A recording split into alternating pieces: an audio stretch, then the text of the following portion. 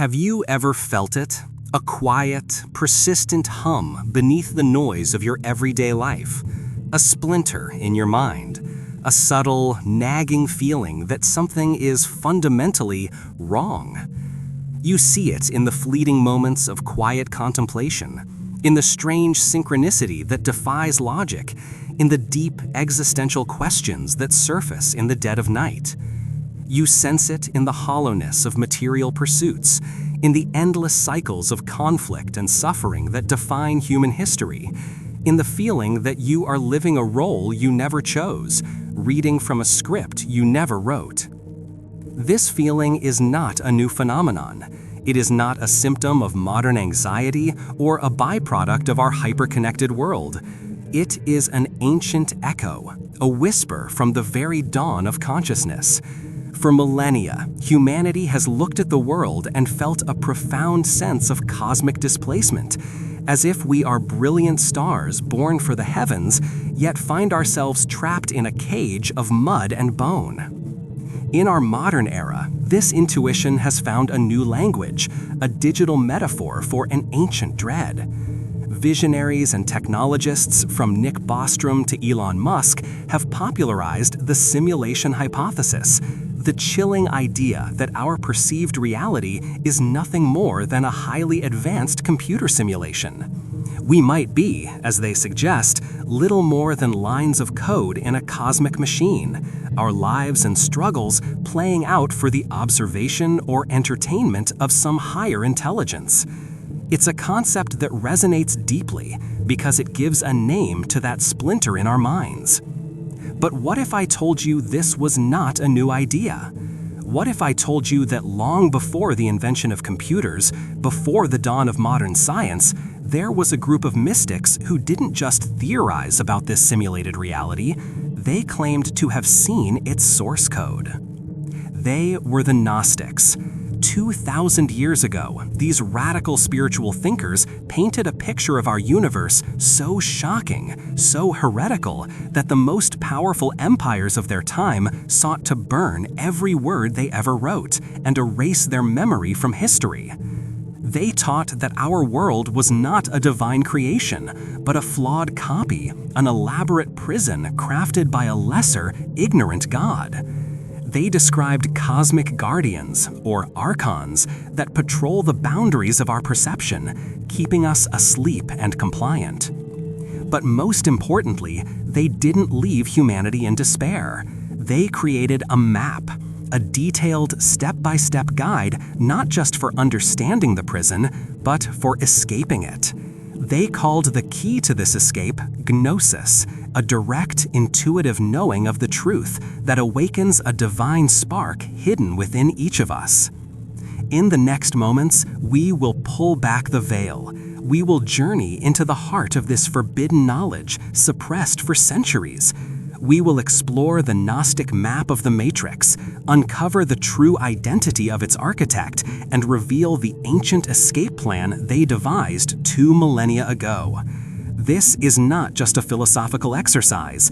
This is an invitation to question the very fabric of your reality, to find the splinter in your own mind, and to discover the path of liberation that has been waiting for you hidden in plain sight, all along. The tone should be authoritative yet mesmerizing, like a narrator unveiling a profound, long-lost secret. The pacing should be deliberate, with pauses for emphasis on shocking revelations. The voice should carry a sense of gravity and wonder, guiding the listener on a journey from a modern-day unsettling feeling to an ancient, world-shattering truth. To understand the escape plan, we must first understand the cartographers. Who were these people who dared to declare our world a cosmic error and our God a fraud? The Gnostics were not a single unified religion. They were a diverse collection of spiritual movements that flourished in the first few centuries AD, primarily across the Mediterranean and the Middle East. The word Gnostic comes from the Greek Gnosis, which, as we've said, means knowledge. But this wasn't the kind of knowledge you find in books or learn in a lecture. It was a knowledge born of direct, personal experience, a spiritual revelation, an inner awakening. This is the first and most crucial distinction. While the burgeoning Orthodox religions of the time, like early Christianity, were built on pistis, or faith in a creed and the authority of bishops, the Gnostics championed Gnosis. They believed that salvation, or liberation, didn't come from believing what someone told you, it came from seeing for yourself.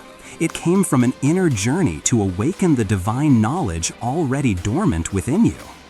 This is the first and most crucial distinction. While the burgeoning Orthodox religions of the time, like early Christianity, were built on pistis, or faith in a creed and the authority of bishops, the Gnostics championed Gnosis. They believed that salvation, or liberation, didn't come from believing what someone told you, it came from seeing for yourself. It came from an inner journey to awaken the divine knowledge already dormant within you. This very idea made them incredibly dangerous to the established powers. An institution built on hierarchy and control cannot easily command a population that believes divinity lies within each individual, accessible without a priestly intermediary. If people could find God within themselves, what need was there for popes, bishops, or emperors? Their teachings were a radical departure from the mainstream. They looked at the world described in the Old Testament and saw not a perfect creator, but a being of jealousy, rage, and vanity. They asked a simple, devastating question. How could a perfect, all-loving God create a world filled with so much suffering, decay, and ignorance? Their answer was as simple as it was terrifying. He didn't. The Gnostics proposed that the God who created our material world, the God worshipped by many, was a secondary, flawed entity, a pretender. They called him the Demiurge, a Greek term for craftsman. He was not the ultimate source of reality, but an ignorant artisan who fashioned a corrupt world and trapped fragments of true divinity within it, namely us. Imagine a brilliant programmer creates a perfect, infinite artificial intelligence in a closed system.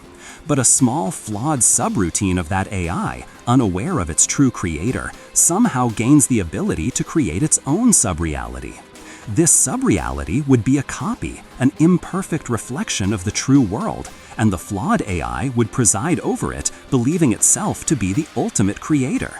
That, in essence, is the Gnostic view of our universe. Because of this, the Gnostics were hunted as heretics. Their leaders were excommunicated, their followers persecuted, and their texts systematically destroyed. For nearly 2,000 years, almost everything we knew about them came from the furious attacks written by their enemies. It was a near-perfect act of historical deletion. Until 1945.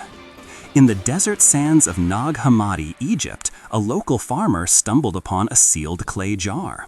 Inside was a collection of 13 ancient leather-bound codices, a library of 52 texts that had been lost to the world for over 1,600 years.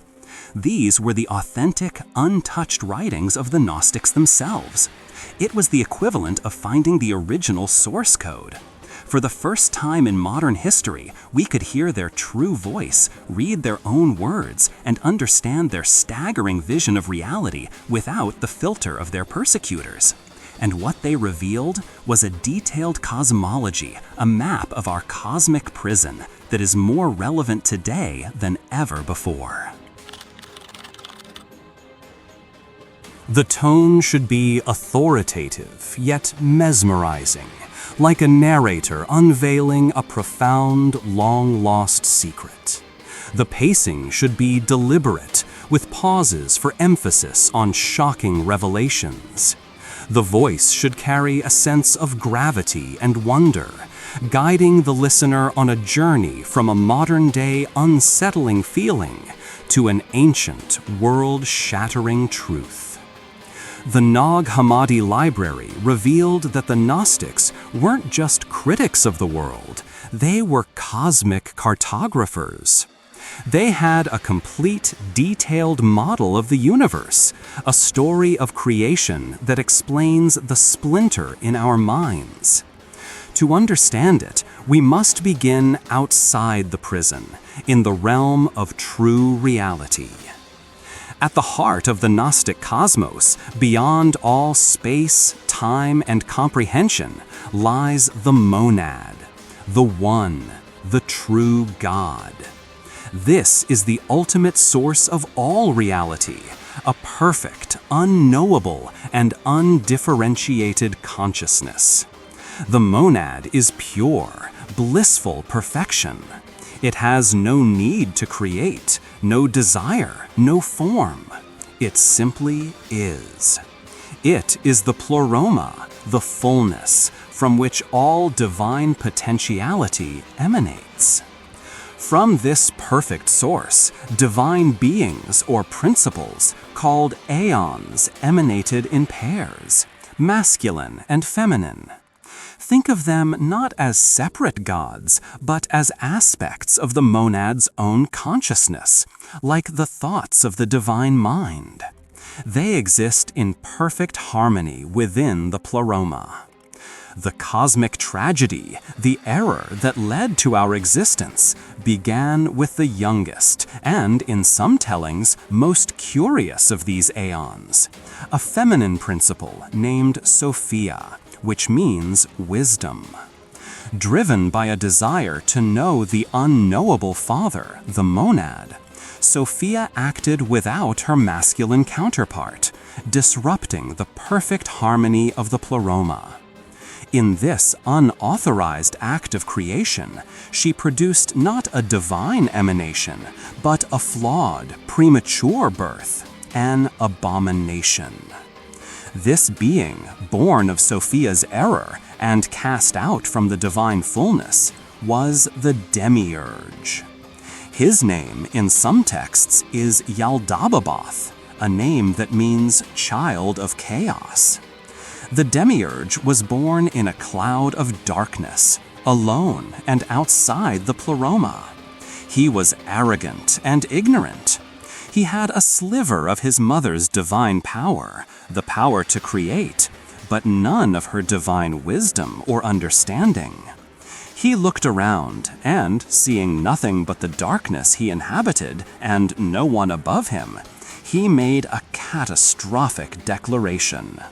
I am God, and there is no other God but me. This is the architect of our prison, a blind, foolish God who mistakenly believes he is the ultimate creator. Using his inherited power, he began to fashion a universe. But because he was a flawed copy of the divine, his creation was also a flawed copy. He mimicked the structure of the pleroma, but his version was corrupt, imperfect. He created the material world, the physical universe we perceive, a realm of duality, decay, and suffering, a shadow of the true reality. But the Demiurge was not alone in his new kingdom. From his own being, he created a host of servants to help him rule his flawed creation. He created the Archons, a Greek word meaning rulers or princes. These are the guardians of the matrix. The Gnostics described them as planetary rulers, cosmic wardens, who reside in the spheres between Earth and the monad. Their primary function is to keep humanity imprisoned within the material world. They are the enforcers of the Demiurge's laws, the laws of physics, fate, and time. Their goal is to prevent us from remembering our true divine origin. They do this by creating distractions, fueling our desires for material wealth, power, and physical pleasure. They whisper in our ears through societal structures, dogmatic religions, and cultural norms that tell us this physical world is all there is. They are the cosmic prison guards, and their chief weapon, ignorance. The cosmic map was now almost complete. A true divine realm, the pleroma. A fallen, flawed copy, our material universe. A blind creator, the Demiurge. And his cosmic jailers, the Archons. But one crucial element was missing. How did we get here? How did a fragment of true divinity get trapped in this cosmic jail? That part of the story reveals our true identity and the secret source of our power. The tone should be authoritative, yet mesmerizing, like a narrator unveiling a profound, long-lost secret.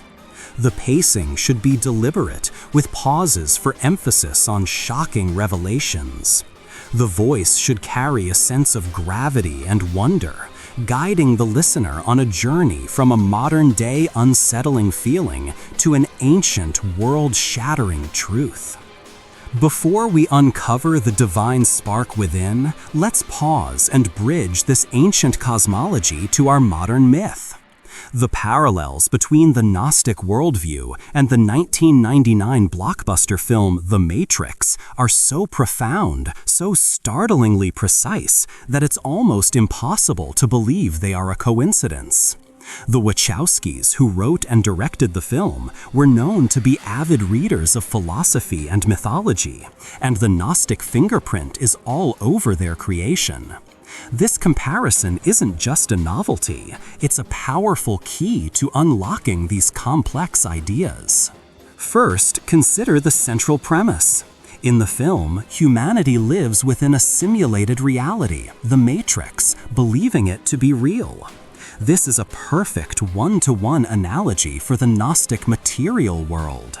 It is an illusory reality, a convincing but ultimately false construct designed to keep its inhabitants docile and unaware of their true state, that they are being used as a power source. Who created this system? In the film, it is the architect, a cold, logical program who designed the Matrix. He is a creator, but not the ultimate creator.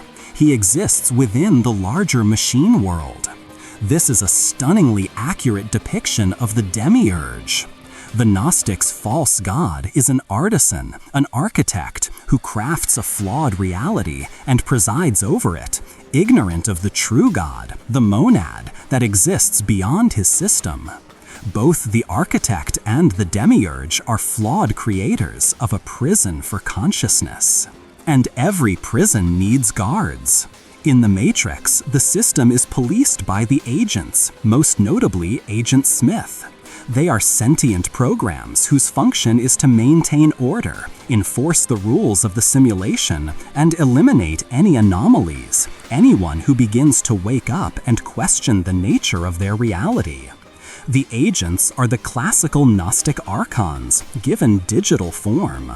The Archons, as planetary rulers, were said to govern the laws of fate and physics, ensuring no soul escapes the material system.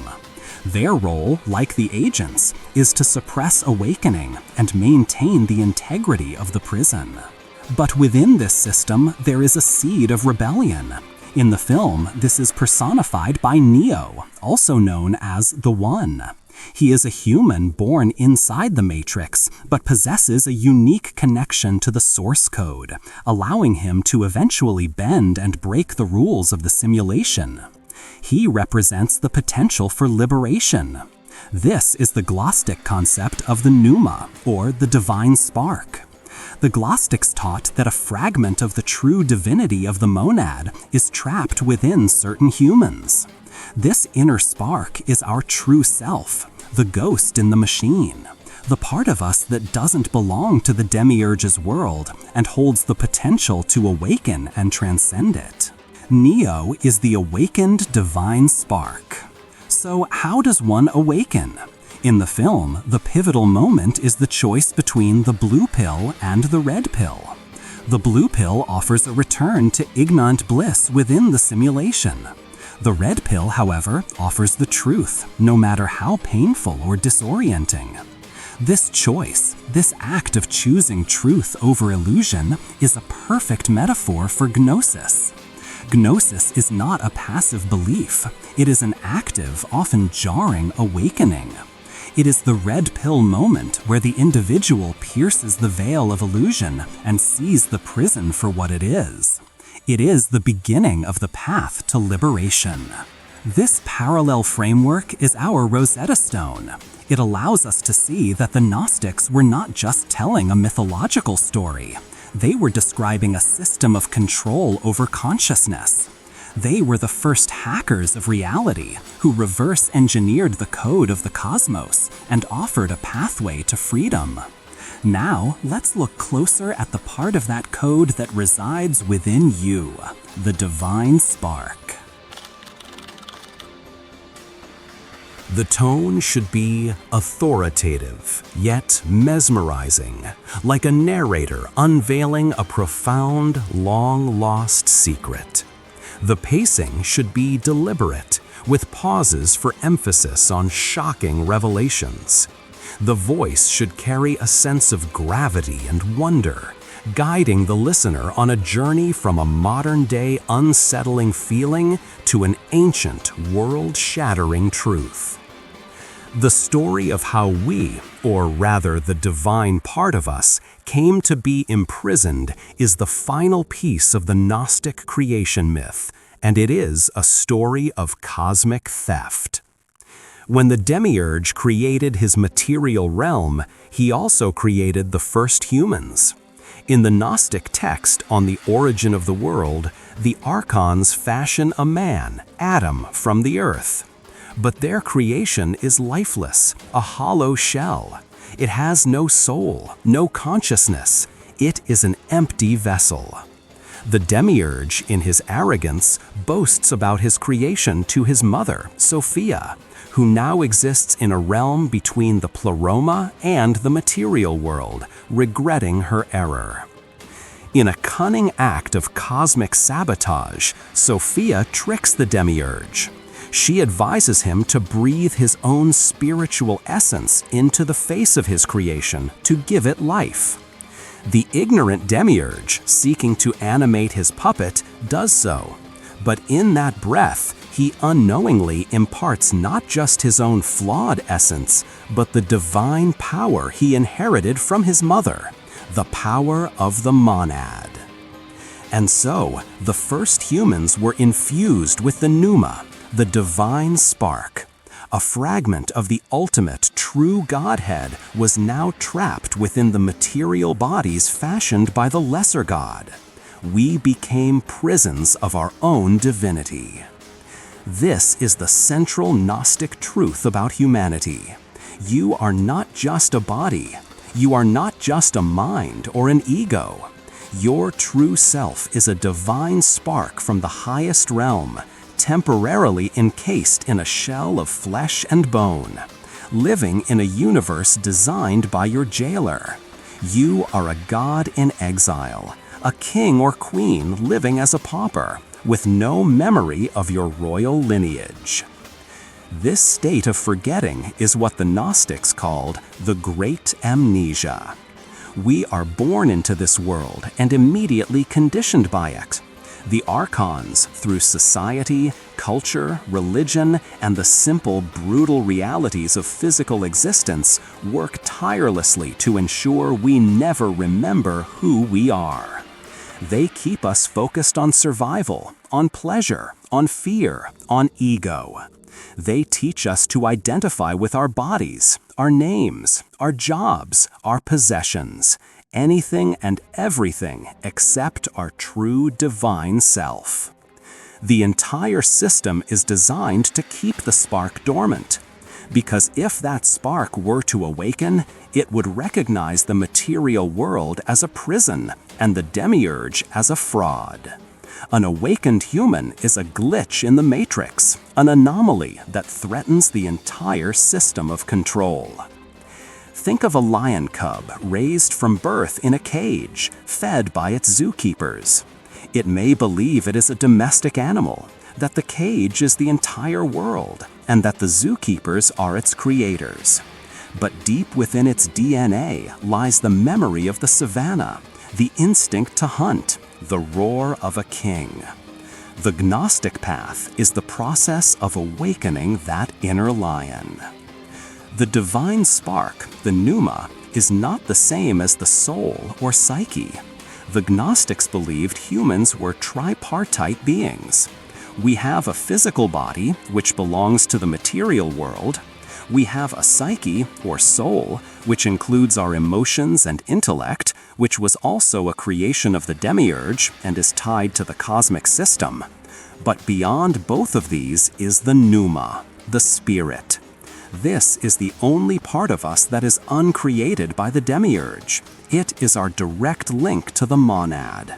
It is the silent observer behind your thoughts, the inner witness that is aware of your experiences but is not defined by them.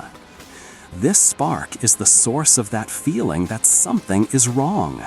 It is the source of our yearning for truth, for meaning, for transcendence. It is the ghost in the machine, whispering to us from behind the veil of our conditioned minds, reminding us that we are more than this, that we belong somewhere else. The Archons' greatest fear is that we will hear this whisper and recognize it as our own true voice. Their entire system is built on noise, on distraction, to drown it out. But the Gnostics insisted that the voice can never be extinguished. The spark can never be destroyed. It can only be forgotten. And anything that has been forgotten can be remembered. This act of remembering is the heart of the Gnostic escape plan. It is the path of Gnosis. So, the prison is mapped, the jailers identified, and the divine nature of the prisoner is revealed. How does one actually escape?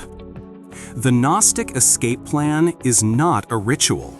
It is not a prayer to an external savior. It is a profound, internal, and often difficult process of awakening. It is the path of Gnosis, and it unfolds in distinct, recognizable stages. This is the practical, step-by-step guide to hacking the matrix from the inside out. First, we must be absolutely clear on what Gnosis is. As we've touched upon, it is not intellectual knowledge. You cannot read your way to Gnosis. Reading the Gnostic texts or watching this video can point the way, but it is like reading a travel guide to a city you've never visited. Gnosis is the act of taking the journey yourself. It is direct, unmediated, experiential knowing. It is the moment when belief transforms into certainty, because you have seen it, felt it, known it in the core of your being. It is the activation of the divine spark's own memory. Step 1. The awakening, the red pill moment. Every journey of liberation begins with a single, terrifying, and exhilarating moment, the realization that you are in a prison. This is the Gnostic red pill moment. It is often not a gentle dawning, but a profound and shattering paradigm shift. This awakening can be triggered by many things. It could be a deep personal crisis, a loss, a failure, a near-death experience that shatters the illusion of the stable, predictable world. It could be exposure to a piece of knowledge, like the very ideas we are discussing now, that resonates so deeply it cracks the foundation of your worldview. It could be a moment of profound beauty in nature, a deep meditative state, or an experience with psychedelics that temporarily lifts the veil of ordinary perception. Whatever the trigger, the result is the same. The individual begins to see the systems of the world not as natural or inevitable, but as artificial constructs designed for control.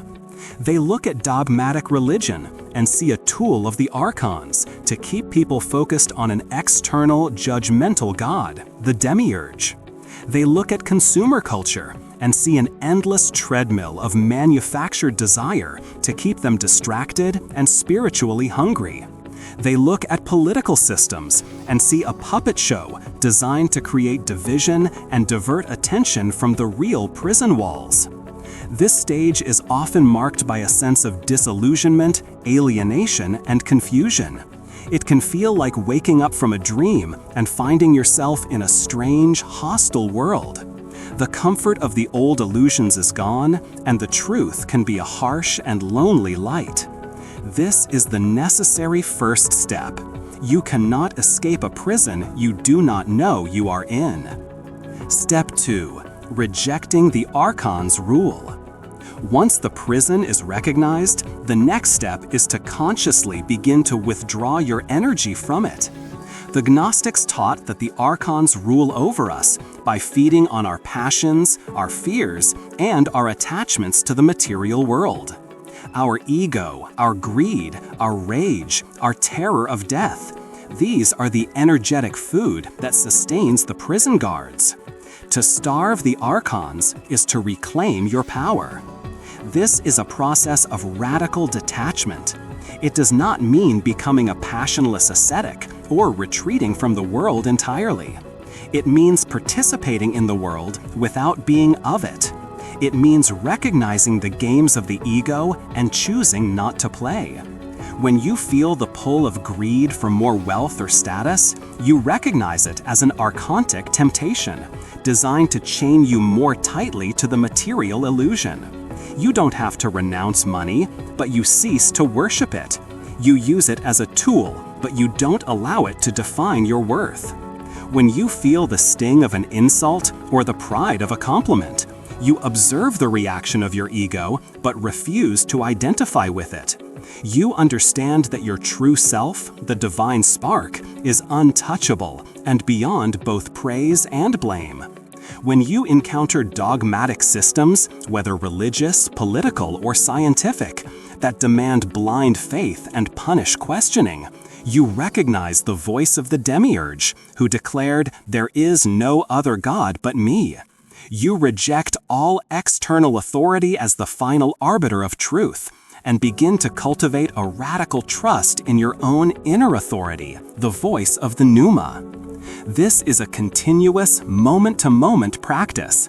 It is a spiritual rebellion waged not on an external battlefield, but in the landscape of your own consciousness. With every attachment you release, with every fear you face and see through, you cut a cord that binds you to the matrix. You become less legible to the system, less controllable. You stop feeding your jailers. Step 3. Cultivating the inner spark. Starving the Archons is only half the battle. The other half is actively nurturing the divine spark within. If the spark has been a dormant ember, this is the process of fanning it into a flame. The Gnostics employed several practical methods for this. The most fundamental was introspection. This is the practice of turning your attention inward. In a world that constantly pulls your focus outward, to screens, to news, to the demands of others, the Gnostic path requires a disciplined return to the self. This means carving out time for silence, for contemplation, for simply being with your own consciousness without distraction. From this silence comes the practice of questioning. The Gnostics were masters of the question. They questioned everything. They questioned the nature of reality, the nature of God, the nature of the self. This wasn't a cynical, nihilistic questioning. It was a sacred inquiry, a tool to deconstruct the false programming of the Archons. You begin to ask yourself, who am I, really, behind my name, my history, my personality? Where do my thoughts come from? What is the nature of consciousness itself? These are not questions with easy answers. The act of asking them is what matters. It directs the light of your awareness inward, toward the spark. Finally, the Gnostics used meditation and contemplative practices. The goal of Gnostic meditation is not just to quiet the mind, but to listen. It is to create a space of such profound inner stillness that the whisper of the Pneuma can finally be heard.